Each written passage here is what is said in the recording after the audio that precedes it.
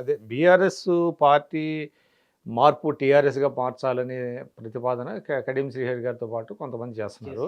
ముఖ్యంగా వేరే రాష్ట్రాల్లో విస్తరించడం, దాని మీద ఎక్కువ దృష్టి పెట్టడం, మనందరూ అదే మహారాష్ట్రలో పార్టీని పెట్టి అక్కడ శిక్షణా తరగతులు నిర్వహించడం, అక్కడ పార్టీ కార్యాలయం ఏర్పాటు చేయడం, వాళ్ళందరినీ ఇక్కడ పిలిచి కండువాలు కప్పడం, ఇవన్నీ కూడా తప్పుల కింద మనం భావించవచ్చా?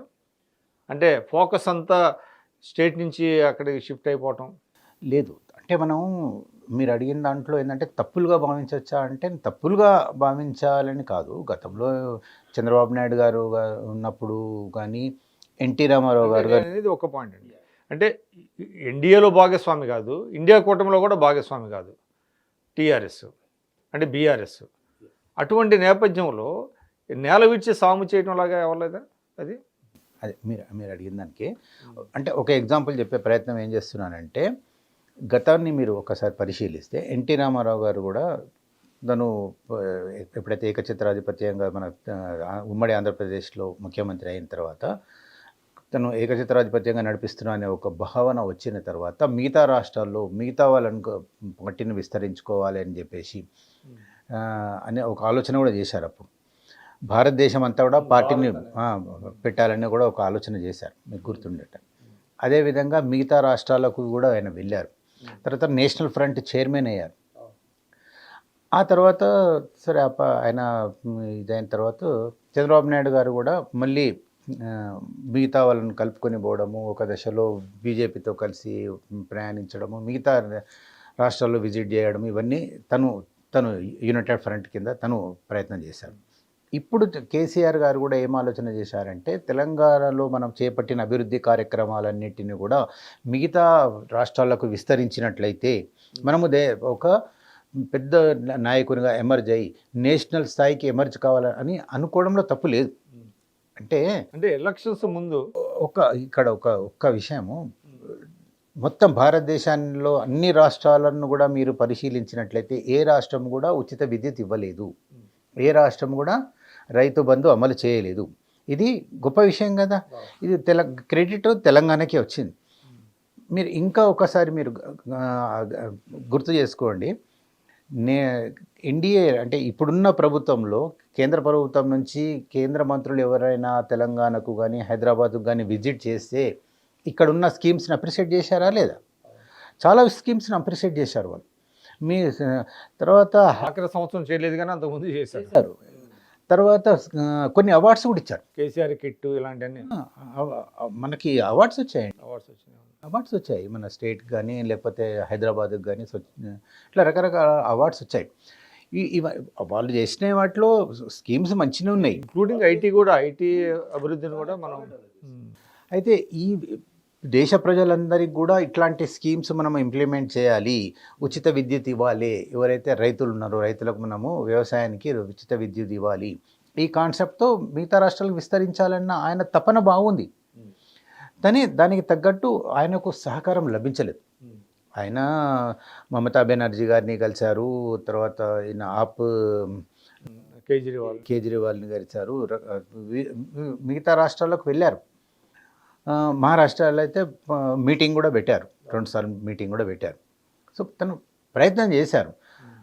సో ప్రయత్నం చేయడంలో తప్పు లేదు. ఒక దశలో చాలామంది ఏమనుకున్నారంటే ముఖ్యమంత్రి కేసీఆర్ గారు అంటే ఆయన నాయకత్వాన్ని వాళ్ళు అంగీకరించలేదని అనుకోవచ్చు మనం. ఎందుకంటే సౌత్ మీద వాళ్ళకు అంత ఉండదండి. సౌతే కాదు, క్రెడిబిలిటీ కూడా ఇంపార్టెంట్. శరద్ పవార్ ఉన్నారు, మిగతా వాళ్ళందరూ ఉన్నారు. బహుశా ఏదేమైనా అది అక్కడ లోపంగానే కొంత మనం కనిపించింది.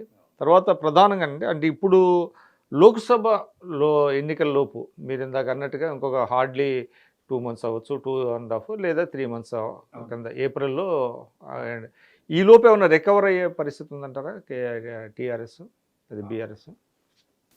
ఇది చాలా మంచి ప్రశ్న మీరు అడిగింది. రికవర్ అవుతుందా అంటే ఇంకా రికవర్ కాదు. ఇప్పుడున్న పరిస్థితుల్లో రికవర్ కాదు. ఎందుకంటే షార్ట్ పీరియడే ఉంది.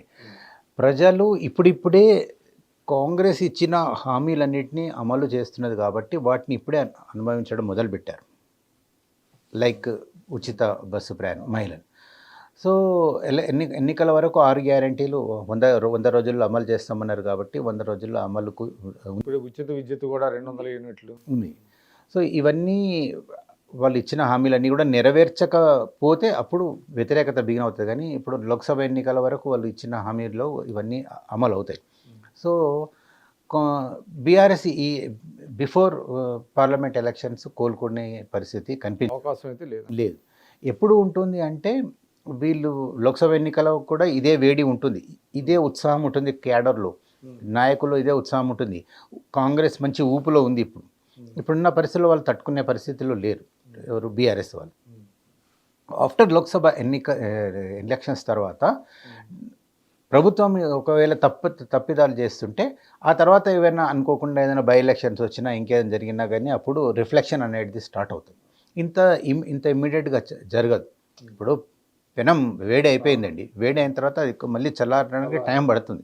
సో ఈ కాంగ్రెస్ అనేది ఇప్పుడు మంచి ఊపులో ఉంది. పైగా ఇప్పుడు మీకు అన్ని చోట్ల ఈ అవిశ్వాసాలు పెడుతున్నారు అసలు డిజెడ్పీ చైర్మన్స్, లోకల్ మండల పరిషత్లు ఇవన్నీ గాలిలో బెలూన్లో గాలి అంతా తీసేస్తున్నారు. కౌన్సిలర్ అంతా తిరుగుబాటు చేస్తున్నారు. నిన్న మంచిర్యాలలో కూడా 20 మంది కౌన్సిలర్లు తిరుగుబాటు చేశారు. అంటే నీవు నేర్పిన విజయ నీరజాక్ష అన్నట్టుగా కాంగ్రెస్ పార్టీ చేస్తున్నట్టుంది. సో ఇప్పటికైనా బీఆర్ఎస్ వాళ్ళు మనం చేయాల్సిందే అండి. సో ప్రధానంగా ఇంకోటి బీజేపీ ఏంటి పరిస్థితి? ఎందుకంటే ఈ జాతీయ స్థాయి అంశాలు ప్రాధాన్యత సంతరించుకుంటాయి అని అంటారు కదా లోక్సభ. కాబట్టి బీజేపీ మొన్న నాట్ బ్యాడ్, కొంతవరకు ఓటమి పాలైనప్పటికీ వాళ్ళ ఓట్ల శాతం పెరిగిందని పెరిగింది 19. But given the situation BJP ఏమన్నా అంటే మోడీ గారి ఇమేజ్ ఏమన్నా పనిచేస్తుందా, మ్యాజిక్ అది? బీజేపీ విషయానికి వస్తే ఈ నెల 22వ తేదీ నాడు అయోధ్యలో రామాలయం ప్రారంభోత్సవం జరగబోతుంది, ప్రతిష్టాపన జరగబోతున్నది, ప్రాణప్రతిష్ఠ. సో అది జరిగిన వెంటనే వీళ్ళు దాన్ని అయోధ్య రామాలయానికి సంబంధించినంత కూడా ఆల్రెడీ ఇప్పటికీ అన్ని వాట్సాప్లలో గ్రూప్స్లలో రకరకాల వస్తున్నాయి. దీన్ని మొత్తం దేశవ్యాప్తంగా ఒక ఉద్యమం లాగా తీసుకెళ్తారు. సరిగ్గా ఇది జరుగుతున్న సమయంలోనే ఎలక్షన్స్ వస్తున్నాయి మనకు. సో ఓట్లను ఒకవైపు మొత్తం కూడా పోలరైజేషన్ చేసుకోవాలనే ఆలోచనతోనే వీళ్ళు ఉన్నారు మొత్తం దేశవ్యాప్తంగా. సో మన తెలంగాణ విషయానికి వద్దాం. తెలంగాణ విషయానికి వస్తే ఇప్పుడున్న పరిస్థితుల్లో బీజేపీ తట్టుకుంటుందా ఇప్పుడున్న కాంగ్రెస్ వేవ్ను అనే చూస్తే తట్టుకోవడం కూడా కొంచెం కష్టమే. ఎందుకంటే బండి సంజయ్ గారిని పార్టీ అధ్యక్షునిగా తొలగించకపోతే పార్టీ ఇవాళ ప్రధాన ప్రతిపక్షంగా నిలబడేది అని చెప్పి చాలామంది అనుకుంటూ అన్నారు, ఇప్పుడు కూడా అంటున్నారు. ఎందుకంటే ఒక బీసీ నాయకుని తీసేశారు అని చెప్పేసి ఒక రకంగా. తర్వాత బండి సంజయ్ గారు ఉన్నప్పుడు ఏంటంటే తను ఫెరోషియస్గా మాట్లాడి టీఆర్ఎస్ వాళ్ళని కానీ ఇంకా కాంగ్రెస్ వాళ్ళని కానీ ఎవరినైనా సరే మేము మీ అంతా చూస్తాము, మీ బిడ్డ మీద చేస్తాము, మిమ్మల్ని బజార్ నిలబెడతాము, లేదంటే దమ్ముంటే మీరు చార్మినార్ దగ్గర ఉన్న భాగ్యలక్ష్మి టెంపుల్ దగ్గరికి రండి, అక్కడ తేల్చుకుందామని ఇట్లా రకరకాలుగా ఆయన కామెంట్స్ చేసి చాలా ఒక క్యాడర్లో ఒక మంచి ఉత్సాహం తీసుకొచ్చారు. కానీ చివరికి ఆయనే ఓడిపోయారు. అవునా? సో అటువంటి బండి సంజయ్ గారిని తీసేయడంలో తప్పు ఉందా తప్పు లేదా అనే దానికి ఇప్పుడు ఆయన్నే ఓడిపోయారు. అంటే స్వయంగా ఆయన్నే ఓడిపోయినప్పుడు ఇప్పుడు లోక్సభ ఎన్నికల్లో తను నిలబడ్డా కానీ ఎంతవరకు తట్టుకుంటారు? బండి సంజయ్ గారు ఎలా తట్టుకుంటారు? అంటే వాళ్ళు కేవలం ఏంటంటే మోడీ ఇమేజ్ తప్ప ఇంకేం లేదు. ఎగ్జాక్ట్లీ మీరు చెప్పినట్లు మోడీ గారి ఇమేజ్, తర్వాత దేశవ్యాప్తంగా ఇదొక ఉద్యమంలాగా అయోధ్య అనేది ఒక పోలరైజేషన్ జరుగుతుంది అంటారా? మన దగ్గర జరుగుతుంది కొంతవరకు ఉంటుందా? జరుగుతుంది అంటే టు సమ్ ఎక్స్టెంట్ అంటారా, లేదంటే బాగానే ఉంటుందా? బాగా జరుగుతుంది. మీకు అయోధ్య ప్రారంభోత్సవానికి ముందే సోషల్ మీడియా మొత్తం డామినేట్ చేసేస్తుంది. అంటే మీడియాలో ఉంది, ఎక్కడ స్టార్ట్ చేసినా కానీ నార్త్లో ఎక్కువ ఉంటుందండి. నార్త్లో ఎక్కువ. విక్రమ్ గారు, మనకు సౌత్లో ఉన్నంత వాళ్ళకున్న ఫ్రెండ్లీనెస్ ఇక్కడ లేదు. చాలా నార్త్లో చాలా ఉంటుంది. రామ్ ఎక్కడైనా మనం కలిసినా కూడా జై శ్రీరామ్ అనే కలుసుకుంటారు. ఇక్కడ అలా ఉండదు మన దగ్గర. అంతా నార్త్లో చాలా ఉంటుంది. టెంపుల్స్ కూడా అక్కడ ఎక్కువ ఉన్నాయి. ఇప్పుడు ఇదంతా కూడా ప్రభావం అనేది భారీగా ఉంటుంది. సో అయితే ఇప్పుడు తెలంగాణ విషయానికి వస్తే తెలంగాణలో జరగబోయే ఇప్పుడు లోక్సభ మొత్తం దేశవ్యాప్తంగా జరిగే తెలంగాణకు విషయానికి వస్తే లోక్సభ ఎన్నికల నాటికి బీజేపీ ఎంతవరకు పుంజుకుంటుంది అని అంటే ఈ మీరు అన్నట్టు ఒక పోలరైజేషన్ జరిగితే కొన్ని స్థానాలు అంటే ఆదిలాబాద్ ఒకటి మీరు ఎగ్జాంపుల్గా తీసుకోండి.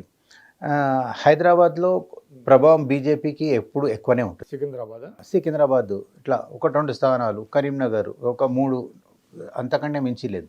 అందుకే వీళ్ళు ఆ క్యాలిక్యులేషన్ ప్రకారమే కాంగ్రెస్ వాళ్ళు ఏమనుకుంటున్నారంటే ఇప్పుడు మొత్తం మనకు 17 లోక్సభ కదా, 17 లోక్సభలో ఒకటి ఎంఐఎం తీసేసేయండి, ఇక మిగతా 16లో కనీసం 14 అయినా సాధించాలి అని అనుకుంటున్నారు. అంటే 2 బీజేపీకి పోతాయని వాళ్ళని అంతర్గతంగా మీరు అన్నట్టుగా ఆదిలాబాద్ కావచ్చు, సికింద్రాబాద్ కావచ్చు, ఇట్లా. సో ఈ క్యాలిక్యులేషన్స్ జరుగుతున్నాయి. పోలరైజేషన్ అయితే ఖచ్చితంగా ఉంటుంది బీజేపీకి దేశవ్యాప్తంగా. మన దగ్గర ఎంతవరకు ప్రభావం ఉంటుంది అంటే ఆ ప్రభావాన్ని ఆల్రెడీ కాంగ్రెస్ వాళ్ళు అడ్డుకున్నారు. మొన్న సార్వత్రిక ఎన్నికల్లో 19 అసెంబ్లీ సెగ్మెంట్స్లో 2వ స్థానానికి వచ్చి ఆగిపోయింది బీజేపీ. ఇప్పుడు ఈ లోక్సభ ఎన్నికల నాటికి అది మరి ఇంకా ప్రభావం చూపిస్తుందా లేదా అనేది కూడా మనం వెయిట్ చేసి చూడాలి. ఇలా జరుగుతుంది, చూద్దామండి ఏమవుతుంది. ఇవి ఈశ్వర్ రెడ్డి గారు చెప్తున్నారు. ప్రస్తుతానికి కాంగ్రెస్ పార్టీ పట్ల ప్రజలకు వ్యతిరేకత లేదు, ఎందుకంటే ఇంకా వాళ్ళు 6 గ్యారెంటీల అమలు దిశగానే కృషి చేస్తున్నారు. కాకపోతే నిధుల కొరతను ఏ విధంగా అధిగమిస్తారనేటువంటి చూడాలి. అదేవిధంగా రామ మందిరం అంశం అనేటువంటిది రాబోయే లోక్సభ ఎన్నికల్లో కొంత బీజేపీకి అనుకూలంగా మారేటువంటి అవకాశం కూడా ఉంది అంటున్నారు. చూద్దాము మరి లోక్సభ ఎన్నికల్లో ఈ 3 ప్రధాన పార్టీలు ఏ విధంగా ప్రజల వద్దకు వెళ్తాయి, ప్రజల ఆదరణ చూరగొంటాయి అనేది. నమస్కారం ఈశ్వర్ రెడ్డి గారు. నమస్తే. Hit TV presents like, share, comment. TV వాళ్ళకు కూడా నేను ఒక సర్ప్రైజ్ ఇద్దాం అనుకుంటున్నాను. మీరు మాత్రమే జెస్సీ ఎందుకు అయ్యారు? ఇలాంటి అమ్మాయిలకి పిలవడానికి బాగుంటుంది. చందు సాయికి like you and have a జనాలకి ఒక పేరు నచ్చిందంటే దీనికి ఒక ప్రాసెస్ ఉంటుంది. ఎందుకు బాక్స్ డైరెక్ట్కి వెళ్ళిపోదాం. ఏదైనా ఒకటి మర్చిపోయినావా నువ్వు? ఏం మర్చిపోయావు? ఏదో ఆ టైంకి మన సుడి బాగుంటే ఎవరన్నా చూపింటే రాయగలం కానీ డోర్ టు డోర్ సేల్స్ చేసేవాళ్ళు. శారీ వస్తుంది, శారీలో వెనకాల కట్టుకుని